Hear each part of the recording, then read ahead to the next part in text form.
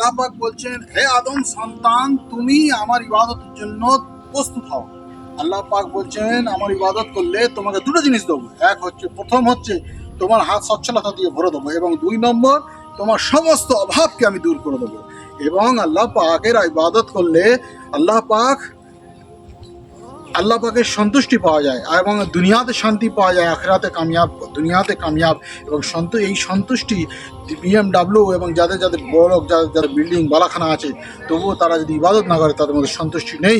সেগুলোর মধ্যে সন্তুষ্টি, মালের মধ্যে সন্তুষ্টি নেই, দুনিয়ার মধ্যে সন্তুষ্টি নেই, আল্লাহর ইবাদতের মধ্যে সন্তুষ্টি আছে। সে যদিও সে গরিব হতো। সন্তুষ্টি একমাত্র আল্লাহর ইবাদতের মধ্যে, শান্তি আর কামিয়াবি আর মনের শান্তি, আরাম, রাত্রের ঘুম, দিনের আরাম, দিনের আয়াস একমাত্র আল্লাহর ইবাদতের মধ্যে দিয়েই আছে, অন্য কিছুতেই নেই।